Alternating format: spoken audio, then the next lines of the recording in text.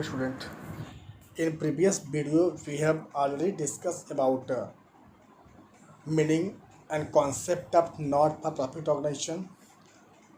We have already discussed about the financial statement which one is maintained by not for profit organization such as income expenditure account, receipt payment account, balance sheet.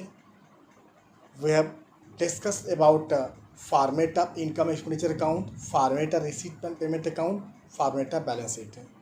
Today we will discuss about some important terms which are used in not for profit organization. यह terms बहुत ही important है.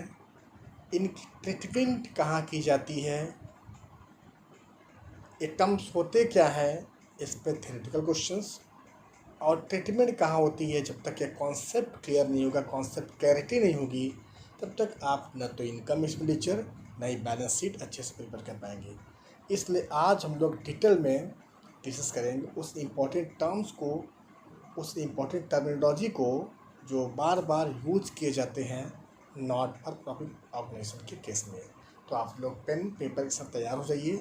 कहीं कोई doubt, कहीं कोई confusion नहीं होनी चाहिए, क्योंकि अगर यह क्लियर नहीं होगा तो आपको न्यूमेरिकल पेपर सॉल्व करने में बहुत सारी दिक्कतें आएंगी, और थ्योरेटिकल क्वेश्चन जो बोर्ड एग्ज़ाम में पूछता है वो भी आप नहीं कर पाएंगे. तो स्टार्ट करते हैं. इस चैप्टर के इस वीडियो को देखने के बाद जो कॉन्सेप्ट क्लियर है, जो कॉन्सेप्ट है, सब्सक्रिप्शन क्या होता है, लाइफ मेंबरशिप फ़ी क्या होती है, डोनेशन क्या है, लेगेसी क्या है, एंट्रेंस फ़ी क्या है, सेल ऑफ ओल्ड असेट्स है, न्यूज़पेपर्स का सेल है, क्या कैसे इनका ट्रीटमेंट कहाँ किया जाएगा, वह क्लियर हो जाएगा आपका. स्टार्ट करते हैं. सब्सक्रिप्शन. सब्सक्रिप्शन क्या होता है? सब्सक्रिप्शन बेसिकली जो मेंबर होते हैं ट्रस्ट के, ऑर्गेनाइजेशन के, जो नॉट फॉर प्रॉफिट ऑर्गेनाइजेशन के, जैसे ट्रस्ट हो गया, क्लब हो गया, उसके जो मेंबर्स होते हैं अपनी मेंबरशिप को मेंटेन करने के लिए वह रेगुलरली कुछ अमाउंट पे करते हैं, तो वही अमाउंट सब्सक्रिप्शन होता है. फिर ध्यान देना है, subscription is membership fee paid by the member on annual basis, yearly recurring basis, regular basis, yearly basis है, हमेशा पे करते हैं. This is the main source of income for organization. यही ऐसे ऑर्गेनाइजेशन का, नॉट फॉर प्रॉफिट ऑर्गेनाइजेशन का income का major source होता है. Subscription paid by the member is shown as receipt. And ये जो सब्सक्रिप्शन होता है वह रिसीट पेमेंट की रिसीट साइड में दिया होता है, क्योंकि पैसा आता है रिसीट होगी डेबिट साइड. लेकिन जब इनकम एक्सपेंडिचर बनाएंगे तो यह इनकम है, इसलिए मालूम है इनकम एक्सपेंडिचर अकाउंट के फॉर्मेट में हम लोगों ने डिस्कस किया है. डेबिट साइड में एक्सपेंडिचर होता है, क्रेडिट में इनकम होती है. तो यह इनकम एक्सपेंडिचर के क्रेडिट साइड में जाएगा, जबकि रिसीव पेमेंट के डेबिट साइड में रहता है. तो रिसीव पेमेंट के डेबिट साइड में रहता है और वहाँ से ला करके इनकम एक्सपेंडिचर के क्रेडिट साइड में. देखिए पता है, हम लोगों ने डिस्कस किया है कि इनकम एक्सपेंडिचर अक्रूवल कॉन्सेप्ट के भी यहाँ पे बनाया जाता है receive payment account cash basis. तो जो रिसीव पेमेंट अकाउंट में सब्सक्रिप्शन होगा उसमें जो करेंट ईयर का सब्सक्रिप्शन मिल चुका है वो प्लस जो मिलना बाकी है करेंट ईयर का, वही हमारे इनकम में आएगा. तो एक बार फिर बता दे रहा है कि सब्सक्रिप्शन एक मेंबरशिप फ़ी है जो मेंबर्स रेगुलरली पे करते रहते हैं ऐसे ऑर्गेनाइजेशन को. यह इनकम है, इसलिए इनकम एक्सपेंडिचर अकाउंट में क्रेडिट साइड में आएगा. डोनेशन. सेकेंड, डोनेशन क्या है? डोनेशन दो तरह का होता है, एक स्पेसिफिक, एक general. Donation it is sort of gift in cash या property receive from some person. किसी पर्सन से कोई गिफ्ट, कोई प्रॉपर्टी मिल जाती है किसी ऑर्गेनाइजेशन को, डोनेशन होती है. या बेसिकली मिला है हमको पैसा, तो रिसीव पेमेंट में रिसीप्ट साइड में, डेबिट साइड में होता है. रिसीव पेमेंट अकाउंट पे डेबिट साइड में रहता है, रिसीप्ट साइड में. और जब वहाँ से हम पोस्ट करेंगे तो क्या करेंगे, हमें देखना है कि डोनेशन दो तरह का होता है, एक जनरल डोनेशन, एक स्पेसिफिक डोनेशन. स्पेसिफिक डोनेशन वह है जिसके साथ पर्पज लिखा हुआ है कि purpose donation for building, donation for library, donation to purchase books, जहाँ पर डोनेशन का यूज स्पेसिफाई कर दिया जाए वह स्पेसिफिक डोनेशन है। If donation receive is to be utilize to achieve specified purpose objective, it is called specific donation. The specific purpose can be, ठीक है, ये हमेशा ध्यान देना है, चाहे बिल्डिंग के एक्सटेंशन के लिए हो, कंस्ट्रक्शन ऑफ न्यू बिल्डिंग हो, परचेज ऑफ कंप्यूटर हो, लैब के लिए हो, क्रिएशन ऑफ बुक बैंक, कोई भी चीज़, तो किस जब पर्पज मेंशन हो तो वह स्पेसिफिक है। स्पेसिफिक डोनेशन हमारा कोई भी डोनेशन होगा तो रिसीव साइड में ही होगा, और स्पेसिफिक जब रिसीव साइड से कहाँ ले जाएंगे, स्पेसिफिक होगा तो बैलेंस शीट में लायबिलिटी साइड में आएगा, ध्यान देना है। स्पेसिफिक डोनेशन जैसे donation for building, donation to purchase the books, donation for computer, कोई पर्पज लिखा होगा तो ये लायबिलिटी साइड में आएगा बैलेंस शीट के। और जनरल डोनेशन होगा तो यह हमारा इनकम में आएगा। जनरल डोनेशन हुआ है जिसका पर्पज नहीं दिया हुआ, किस पर्पज के लिए यूज किया जाएगा नहीं दिया हुआ है, it general. Such donation are to be utilize to promote the general purpose of organization, these are treated as a revenue receipt and it is regular source of income. यह income expenditure की credit side में आएगा because it is income. Legacy and life membership fee, legacy क्या है, legacy एक तरह का lump sum payment है, लमसम अमाउंट जो मिलता है किसी ऑर्गेनाइजेशन को as per will of deceased person, किसी पर्सन की डेथ हो जाती है, उसकी डेथ के बाद एक amount not for profit organization को मिलता है। यह दो तरह का हो सकता है, एक जैसे डोनेशन है, सेम डोनेशन की तरह लेगेसी अगर पर्पज के लिए पर्पज दिया होगा, कोई पर्पज मेंशन होगा तो यह कैपिटल फंड लायबिलिटीज़ होगा, और अगर पर्पज नहीं होगा तो इनकम होगा। लेगेसी को ध्यान देना है बच्चों, बेसिकली कई रेफरेंस बुक में लेगेसी को कैपिटल फंड माना है, लायबिलिटीज़ में दिखा रहा है, लेकिन एनसीईआरटी हमारी यह कहती है कि एज पर एनसीईआरटी, जब एनसीईआरटी को देखेंगे तो एनसीईआरटी इसे डोनेशन की तरह क्लासिफाई किया है कि लेगेसी अगर पर्पज है तो कैपिटल फंड होगा, लायबिलिटीज़ होगा, जनरल लेगेसी होगा तो यह इनकम होगा। तो it is the amount receive as per will of deceased person, किसी पर्सन की डेथ होगा उसकी इच्छा के अनुसार की, किसी पर्सन की इच्छा हो कि हमारे मरने के बाद हमारी प्रॉपर्टी किसी ट्रस्ट को दे दी जाए, वो लेगेसी है। लेकिन अगर वह पर्पज इम्पोज कर देगा तो वो लायबिलिटीज़ हो जाएगी, कैपिटल फंड है, बैलेंस शीट की लायबिलिटीज साइड में आएगा। पर्पज नहीं होगा तो इनकम होगा। Legacy use of which is specified are called specific legacy is shown in the balance sheet as liability side. If the use is not specified, it is considered as revenue in nature. ध्यान देना है, use classified नहीं है तो revenue है income side में। तो वहाँ सेकेंड बताते रहे हैं कि एनसीईआरटी को हमें फॉलो करना है। एनसीईआरटी हमें कहती है, हमारी ये कहती है लेगेसी जस्ट एक डोनेशन है, अगर पर्पज स्पेसिफाइड है तो लायबिलिटीज़ है, कैपिटल फंड है, बैलेंस शीट में आएगा। पर्पज स्पेसिफाइड नहीं है तो यह इनकम होगा।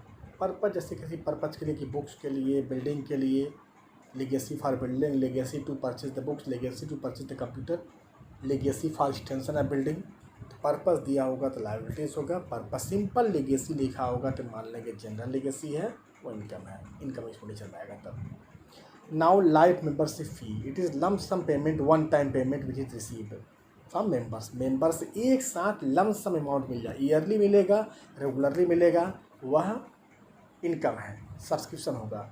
अगर ईयरली लम सम पेमेंट एक साथ मिल जा रही है, देखो लाइफ वर्ड लगा, लाइफ एक साथ पूरा लाइफ टाइम के लिए पैसा पे कर दिया, एक साथ लम सम पेमेंट कर रहा है, it is non recurring nature, इसलिए कैपिटल फंड लायबिलिटीज़ है। तो some members prefer to pay lump sum amount as the life membership fee instead of paying periodical, वह रेगुलरली पैसा पे करने के प्लेस पे एक साथ पे कर देते हैं। तो यह रिसीव पेमेंट में रिसीव साइड में दिया रहता है, वहाँ से इसे हम बैलेंस शीट में लेके जाएंगे लायबिलिटी साइड में, क्योंकि यह एक साथ पैसा मिल गया, इट इज कैपिटल फंड।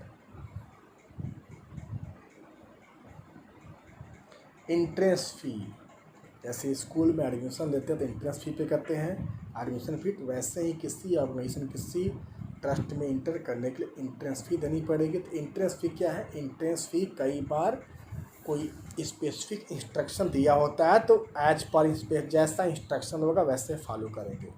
कोई इंस्ट्रक्शन नहीं है तो हम एज्यूम कर लेंगे कि यह रिकरिंग नेचर का है या इनकम है।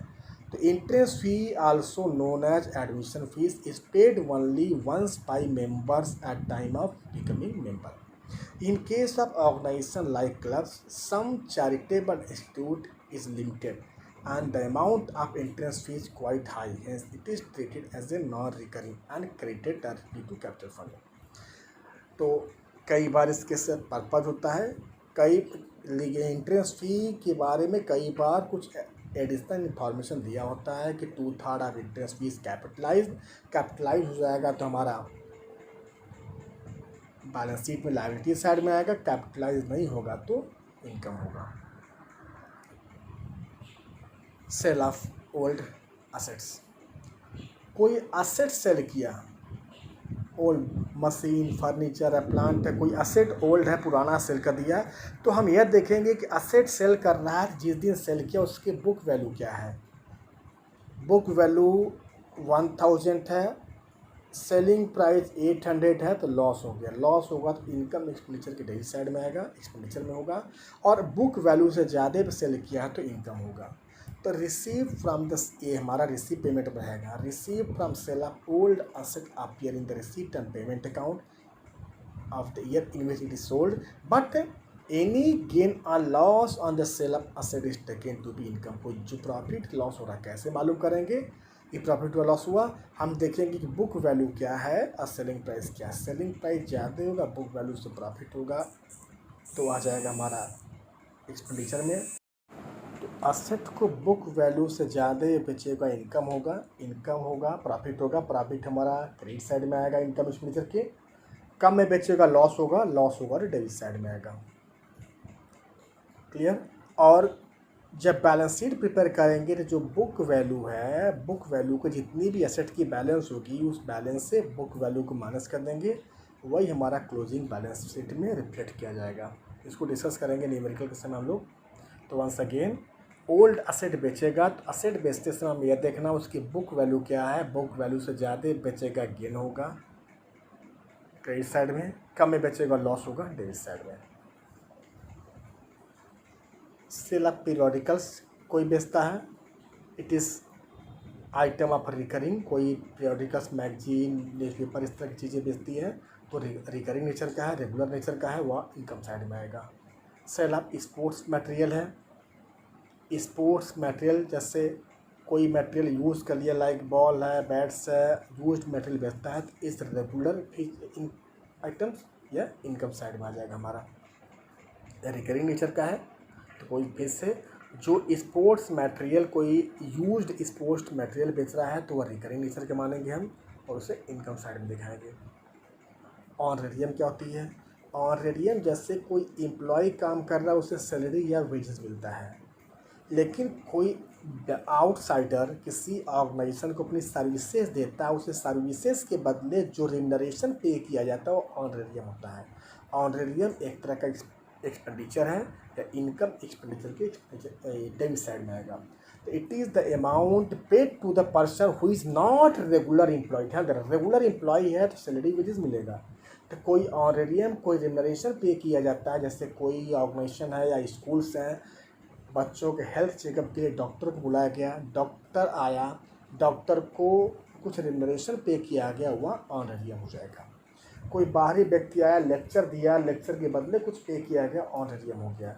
स्कूल में इंटरव्यू है, इंटरव्यू के लिए बुलाया गया किसी व्यक्ति को, उसे कुछ ऑनरेरियम पे किया गया, रिमनरेशन है। तो कोई रिमनरेशन आउटसाइड पर्सन को पे किया जाता है वो ऑनरेरियम होता है, वह एक्सपेंडिचर है, एक्सपेंडिचर साइड में आ जाएगा। इंडोमेंट फंड, इंडोमेंट फंड क्या है कि वन टाइम पेमेंट है। It is fund arising from request और गिफ्ट। किसी व्यक्ति से ह्यूज अमाउंट ऑफ गिफ्ट मिल जाए, किसी व्यक्ति से ह्यूज अमाउंट ऑफ गिफ्ट किसी ऑर्गेनाइजेशन को मिलता है तो ह्यूज अमाउंट है, ये वन टाइम पेमेंट है, इसलिए कैपिटल फंड है, यह बैलेंस शीट में लायबिलिटी साइड में आएगा। It is one time payment, इसलिए कैपिटल फंड बनाएंगे और लायबिलिटी साइड में आएगा। गवर्नमेंट ग्रांट, किसी भी लोकल अथॉरिटी गवर्नमेंट से ग्रांट मिलती है तो वह इनकम होती है। कोई म्यूनसिपलिटी से मिल जाए या गवर्नमेंट से मिल जाए तो ऐसे नॉट फॉर प्रॉफिट ऑर्गेनाइजेशन के लिए वह ग्रांट इनकम होती है। स्कूल, गवर्नमेंट स्कूल चल रहे हैं तो जो गवर्नमेंट स्कूल्स हैं उसको हमेशा रेगुलर बेसिस पर ग्रांट मिलती रहती है गवर्नमेंट से, या ठीक है, तो वह क्या है, एक तरह का इनकम हो जाएगा। Clear? Okay, thank you so much student.